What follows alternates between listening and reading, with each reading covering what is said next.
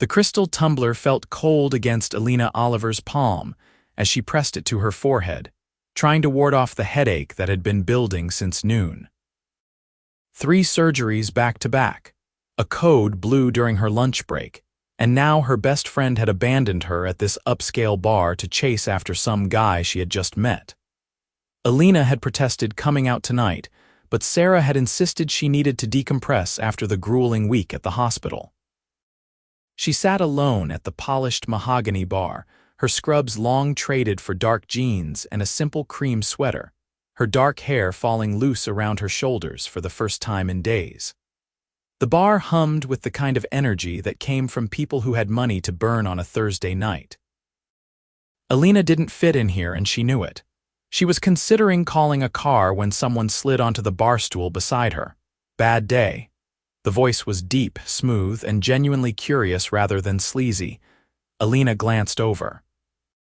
The man was tall even sitting down, with dark hair that looked like he had run his hands through it a few times, sharp features, and eyes that were an unusual shade of blue-gray. He wore an expensive-looking black sweater and jeans that probably cost more than her monthly student loan payment. Everything about him screamed money, but his smile seemed real. Long day, she corrected, taking a sip of her vodka tonic. There's a difference. Fair enough. He ordered a whiskey neat, then turned back to her. I'm Nathan Spencer, Elena. She didn't offer her last name. Something about the way he had introduced himself with both names felt oddly formal, like he expected her to recognize him. She didn't, just Elena. There was amusement in his voice. For now, she found herself almost smiling. Let me guess, finance guy, you have that look. Nathan laughed, a genuine sound that made his eyes crinkle at the corners. Is there a look? Expensive watch, good shoes, confident posture. Either finance or you sell very expensive real estate, guilty as charged, investment management, among other things. He accepted his drink from the bartender. And you, let me guess, you have that exhausted but alert thing happening, and there's a pen mark on your wrist that looks medical. Doctor, nurse? Elena glanced down at the blue ink smudge she had forgotten to scrub off. Cardiac surgeon. 2nd year attending.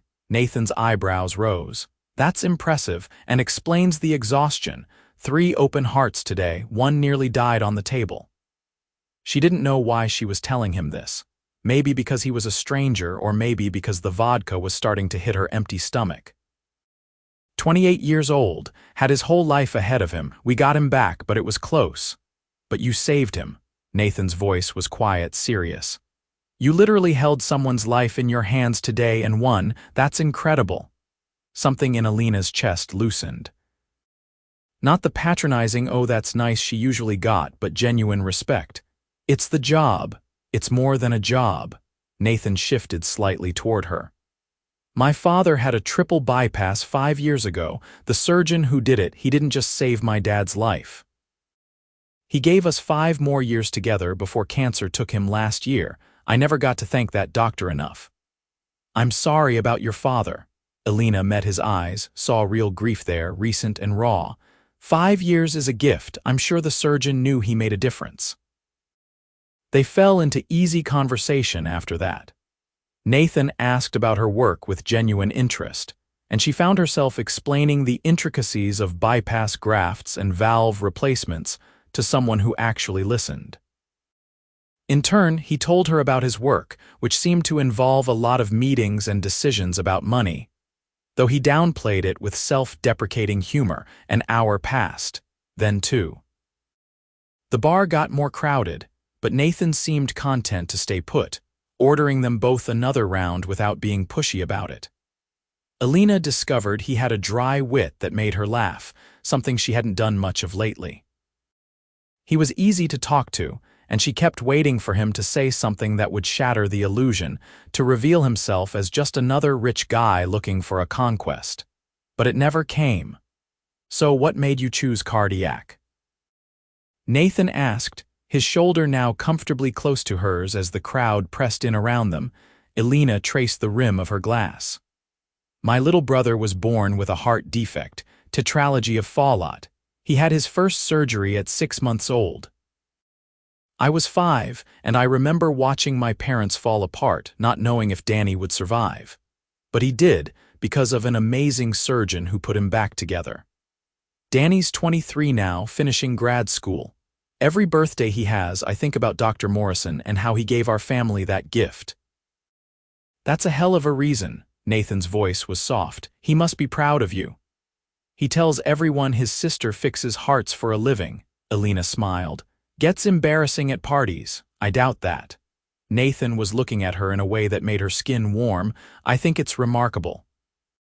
The moment stretched between them, charged with something Elena hadn't felt in longer than she cared to admit. She had dated in medical school, even had a serious relationship during residency that had crashed and burned when her 80-hour weeks proved too much. Since then, it had been easier to focus on work, to pour everything into becoming the best surgeon she could be. But sitting here with Nathan, she remembered what it felt like to connect with someone, to feel that flutter of possibility. Can I ask you something? Nathan set down his glass. Sure. Can I have your number? He said it simply, directly, his eyes never leaving hers. I know we just met, and you probably think I'm just some guy at a bar, but I'd really like to see you again. Take you to dinner somewhere that doesn't serve cocktails that cost $20. Talk more. Get to know you. Elena's heart did a strange skip. She had men ask for her number before, but never like this. Never with such straightforward honesty without games or pretense. I work crazy hours. Sometimes I'm at the hospital for 36 hours straight. I cancel plans constantly. It's not fair to most people. Good thing I'm not most people. Nathan pulled out his phone. I'm not asking you to marry me, Elena, just dinner, or coffee, or breakfast at 3 in the morning if that's when you're free. No pressure, no expectations, just a chance. She should say no.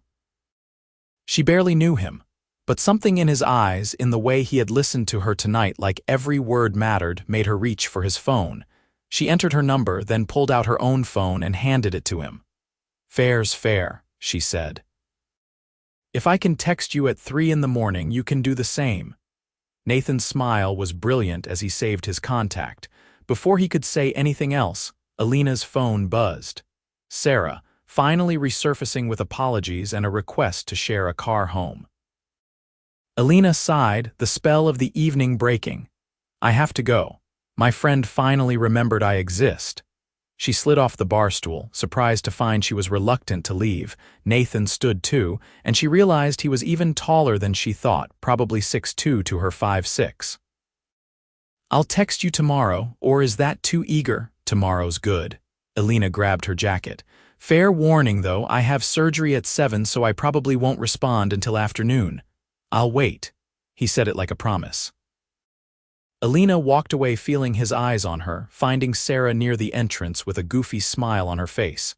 In the car, her friend immediately pounced. Who was that? You were talking to him for 2 hours. I was watching. Some guy named Nathan. He asked for my number. And you gave it to him.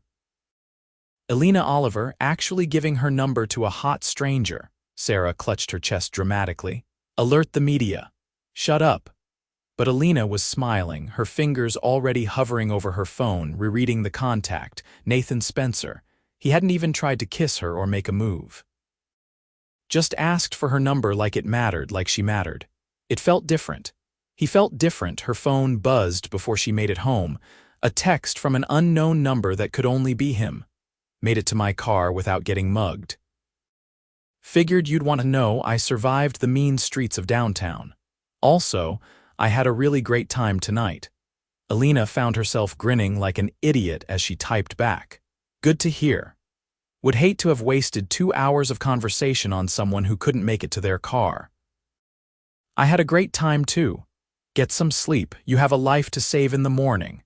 Several if I'm lucky. Good night, Nathan. Good night, Elena.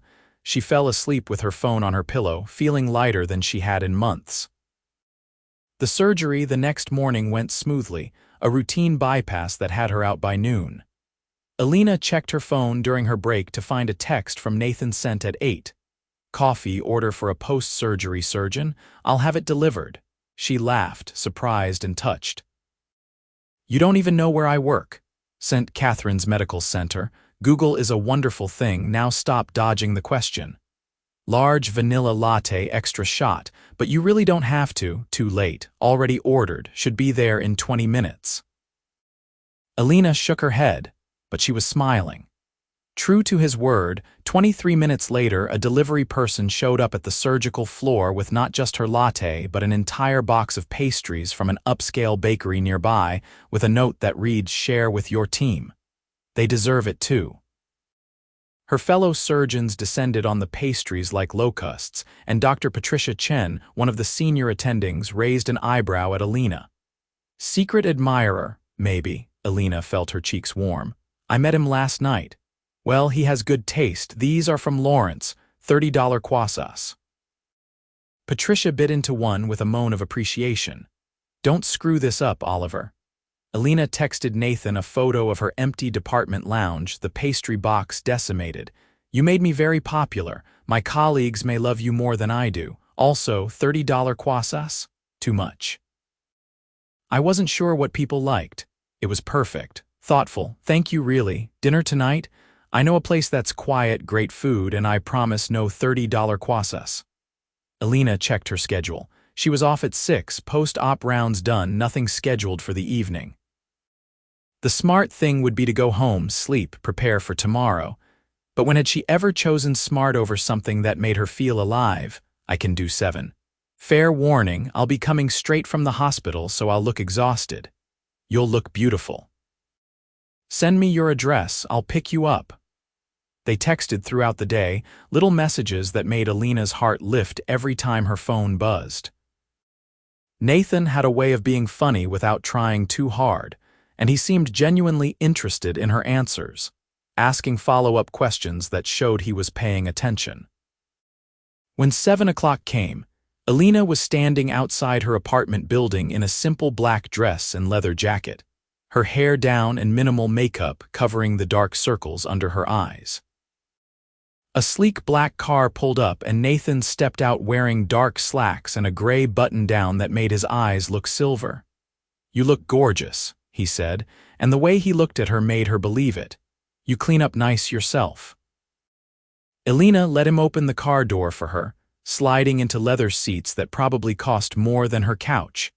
The restaurant was a small Italian place tucked into a quiet neighborhood, the kind of spot that didn't advertise because it didn't need to. The owner greeted Nathan by name, leading them to a corner table that felt private and intimate.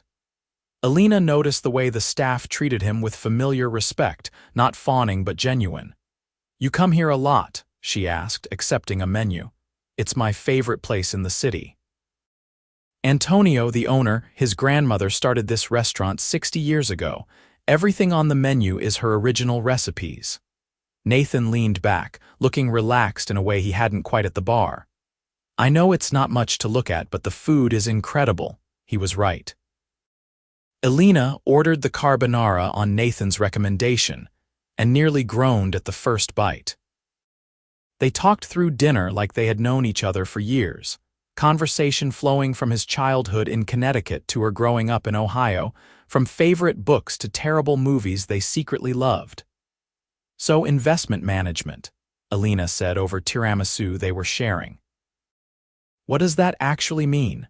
I'm picturing you in a suit yelling at people about stocks. Nathan laughed. It's actually pretty boring. I run a firm that manages investment portfolios for clients. We help people make smart decisions with their money, plan for retirement, that kind of thing. Doesn't sound boring, sounds stressful. Sometimes. Nathan's expression shifted, became more serious. I took over the company from my father 5 years ago, right before he got sick. He built it from nothing, and I was terrified I'd run it into the ground, but we've done well. Grown, actually. He'd be proud of you. Elena reached across the table without thinking, touching his hand. I can tell you worked hard to honor what he built. Nathan's fingers curled around hers, warm and strong. Thank you, that means a lot. He paused, seeming to wrestle with something. I should probably tell you something. Spencer Investment Group is pretty big. Like, really big. We manage about $8 billion in assets, have offices in 12 cities.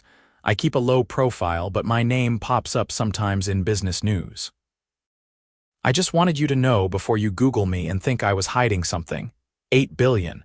Elena's mind stuttered over the number. So when you said investment management, you meant you're kind of a big deal.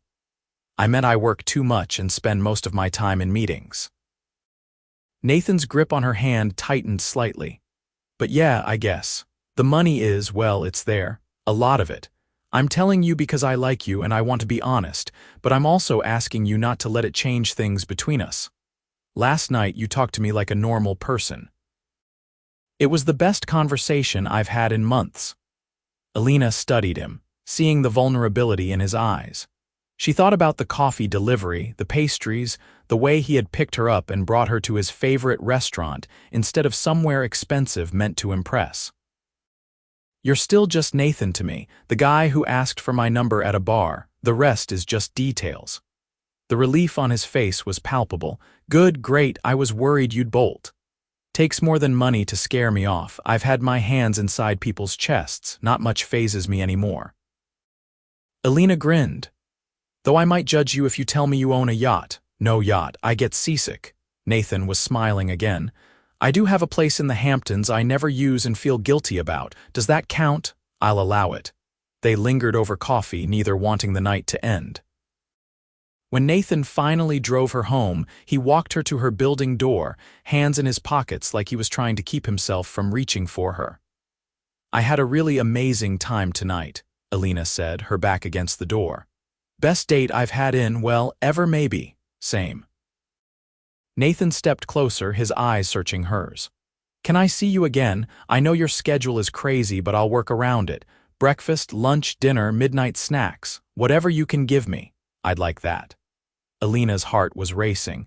She could smell his cologne, something clean and expensive. I'm off this Sunday, miracle of miracles. Sunday, it's a date. Nathan reached up, tucking a strand of hair behind her ear, his fingers lingering against her cheek. I'm going to kiss you now if that's okay. Very okay, Elena breathed, and then his lips were on hers, soft and sure and perfect. The kiss was gentle at first, almost tentative.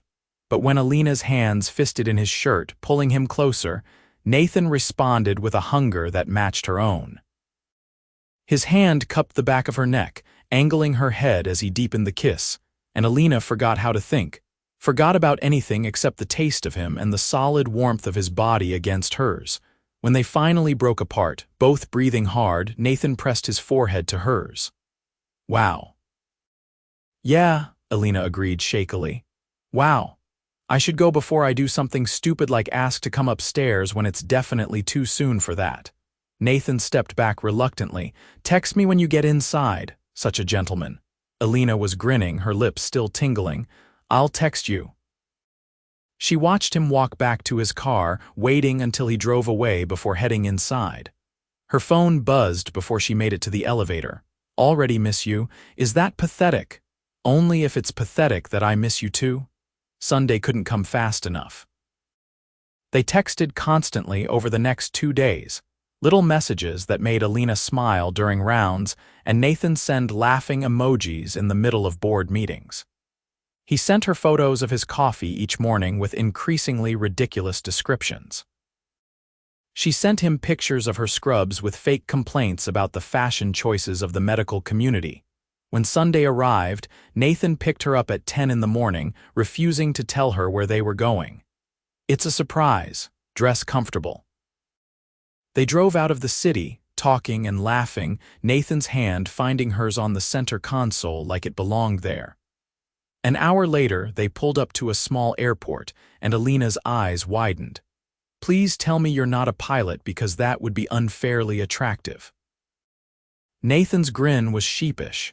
Okay, I won't tell you, you're kidding. Elena watched as he led her toward a small private plane. Nathan Spencer, are you trying to impress me?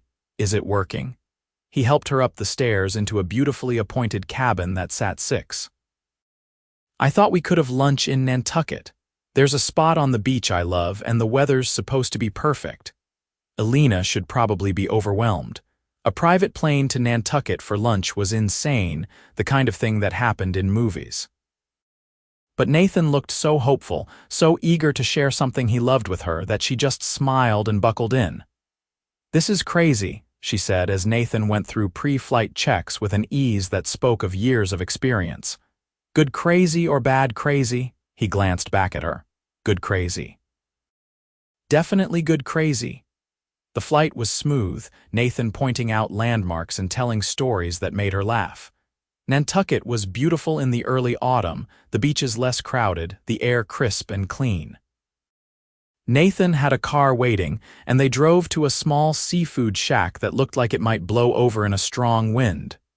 Trust me, Nathan said, seeing her expression.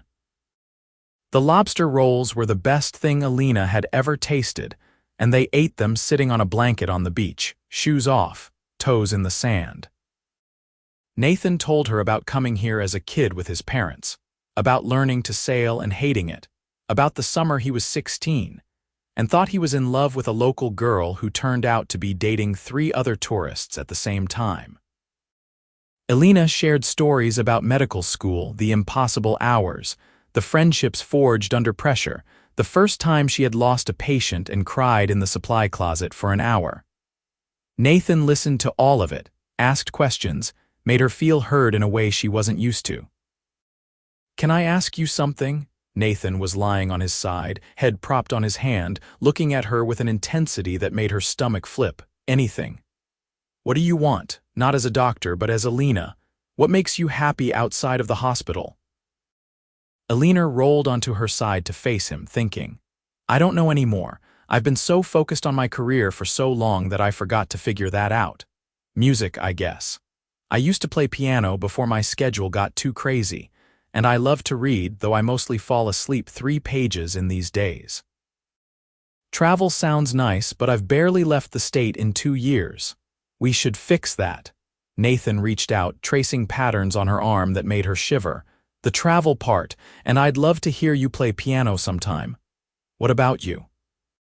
What does Nathan Spencer do when he's not managing billions of dollars? Honestly, work too much, worry too much. Nathan's expression was rueful. I fly because it's the only time my phone doesn't work and people can't reach me. I have this great apartment with a view of the city that I barely see because I'm at the office until 9 most nights. My friends have mostly given up inviting me to things because I cancel half the time. Sounds lonely. It is. Nathan's voice was quiet. But I didn't really realize how lonely until I met you. Suddenly, I'm rearranging my schedule and telling my assistant to hold my calls so I can text a beautiful surgeon who makes me remember what it feels like to want something besides the next deal, the next quarter's numbers. Elena's throat felt tight.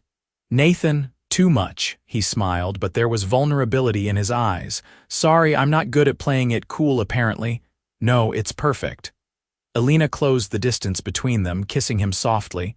You're perfect. They spent the afternoon walking the beach, holding hands, talking about everything and nothing. On the flight back, Elena dozed off against Nathan's shoulder, exhausted from her week finally catching up with her. She woke to his lips brushing her temple, his voice soft. We're almost back. You were dreaming. Good dream, Elena murmured, not quite ready to move from the warm circle of his arm. You were in it. Yeah, Nathan's voice was warm with affection. What was Dream Me doing? Kissing me. Elena tilted her face up. A lot. Dream Me as a smart man. Nathan obliged, kissing her slow and deep until the plane's descent forced them apart. That night, Nathan walked her to her door again. And this time, when he kissed her goodbye, Elena pulled him inside. They made out on her couch like teenagers, Nathan's hands respectful but eager as they mapped her body over her clothes. Elena straddling his lap and learning the taste of his neck, the sound he made when she bit gently at his earlobe. I should go, Nathan groaned when Elena's hands slipped under his shirt, finding warm skin and defined muscle. If I don't go now, I won't leave. Stay. Elena pulled back to look at him, seeing the desire in his eyes that matched her own. I want you to stay, Elena. Nathan's hands cupped her face. I don't want you to think this is just physical for me. It's not. You're not. I'm falling for you and I know it's fast and probably crazy, but I can't help it. Then don't help it. Elena kissed him again. I'm falling too, so stay, please stay. Nathan did. They moved to her bedroom, undressing each other slowly, reverently. Nathan's body was beautiful, all lean muscle and smooth skin, and the way he looked at her made Elena feel like a goddess. They made love slowly, learning each other, Nathan murmuring her name like a prayer as she fell apart beneath him. After they lay tangled together, Elena's head on Nathan's chest, listening to his heartbeat slow. "I could get used to this," Nathan said softly, his fingers trailing up and down her spine. "Me too." Elena pressed a kiss over his heart. "I'm on call tomorrow night, but I'm free Tuesday. Tuesday dinner, my place, I'll cook." Nathan tightened his arms around her. "Fair warning, I'm a pretty good cook. Years of living alone. A billionaire who flies planes and cooks. You're like a romance novel hero." Nathan laughed, the sound rumbling through his chest. "Except I'm real and I'm here and I'm completely gone for you." Elena fell asleep in his arms, feeling safer and more content than she had in years. The next few weeks were a blur of stolen moments and late-night phone calls, dinners at Nathan's stunning penthouse and breakfast in bed at Elena's modest apartment. Nathan was true to his word about working around her schedule, showing up at the hospital at midnight with takeout, sending her encouraging texts before big surgeries, being understanding when she had to cancel because of emergencies. He integrated into her life seamlessly, charming her friends and colleagues without trying. Sarah declared him perfect after he showed up at a hospital fundraiser to support Elena and ended up donating $50,000 like it was nothing. Danny flew in for a weekend and spent 3 hours grilling Nathan about his intentions, only to end up talking to him about business and life like they were old friends. "I like him," Danny told Elena after Nathan left to give them sibling time. "He's solid, treats you like you hung the moon." "I think I love him," Elena admitted, the words feeling both terrifying and right. "Is it too soon? We've only been together 6 weeks. When you know, Danny hugged her. "And you know, sis, I can see it all over your face." Elena told Nathan that night, curled up on his couch after he had made her dinner and rubbed her aching feet. "I love you. I know it's fast, but I do. I love you." Nathan's smile was brilliant. "Thank God, because I've been dying to say it. I love you too, Elena, so much it scares me sometimes." They kissed, and Elena felt like she was exactly where she was meant to be 3 months in. Nathan asked her to move in with him. "I know you love your apartment, but I have so much space and I hate the nights you're not here. My place could be our place." Elena said yes without hesitation. Her apartment had never really felt like home anyway, just a place to sleep between shifts. Nathan's penthouse, with its floor-to-ceiling windows and massive kitchen and bedroom that faced the sunrise, felt like home because he was there. They settled into a rhythm, learning to navigate each other's demanding careers. Nathan started leaving work at 6 when Elena was home, and Elena made an effort to take her days off instead of covering for colleagues. They cooked together, watched terrible reality TV, made love slowly and urgently, built a life that felt real and solid and right. 6 months after they met, Nathan took her back to Nantucket, back to that same beach where they had shared lobster rolls and first confessions. He got down on one knee in the sand, pulling out a ring that was elegant and perfect, and asked her to marry him. "I know we haven't been together that long," Nathan said, his voice shaking slightly, "but I've never been more sure of anything. I love you. I want to build a life with you, support your dreams, be the person you come home to. Will you marry me?" "Yes," Elena laughed through tears. "Yes, absolutely yes." The ring fit perfectly, a platinum band with a single diamond that caught the light. Nathan swept her into his arms, kissing her as the waves crashed around them, and Elena felt like her heart might burst from happiness. They married 6 months later in a small ceremony at Antonio's restaurant, surrounded by close friends and family. Elena wore a simple white dress, Nathan a dark suit, and when they exchanged vows they both cried. Danny was Nathan's best man, Sarah was Elena's maid of honor, and Antonio himself catered, declaring it an honor to host the wedding of his favorite couple. "To taking chances," Nathan said in his toast, his eyes never leaving Elena's. To a beautiful woman who took pity on a guy at a bar and changed his entire life. I love you, Elena Spencer. To asking for my number, Elena replied, laughing. Best decision you ever made. Second best, Nathan corrected, pulling her close. Marrying you was the best. They honeymooned in Italy for 2 weeks, Elena's first real vacation in years. Nathan showed her Rome and Florence and the Amalfi Coast, and they ate too much pasta and made love in ancient cities and planned their future. 2 years after they married, Elena found out she was pregnant. Nathan's joy was incandescent, and he immediately went into protective mode, worrying about her long hours and demanding schedule. Elena negotiated reduced surgical hours, focusing more on teaching and supervision, finding that she loved mentoring young surgeons almost as much as operating. Their daughter, Grace Caroline Spencer, was born on a snowy January morning, perfect and healthy with Nathan's eyes and Elena's dark hair. Nathan held her like she was made of glass, tears streaming down his face, and Elena fell in love with him all over again, watching him become a father. 2 years later came their son, Daniel Nathan Spencer, named for both their fathers. Danny cried when they told him, declaring himself the best uncle in existence. Nathan renovated the penthouse to accommodate their growing family, adding a playroom and nursery, and somehow made it all feel cozy despite the luxury. Elena cut back to part-time at the hospital, still operating twice a week, but spending the rest of her time with her family. Nathan restructured his company to allow for remote work and delegation, making sure he was home for dinner every night, for bedtime stories, for the million little moments that made up a life. On their 5th wedding anniversary, they went back to that bar where they had met, leaving the kids with Danny for the night. Elena slid onto the same bar stool, Nathan beside her, and they ordered the same drinks they had that first night. "Can I ask you something?"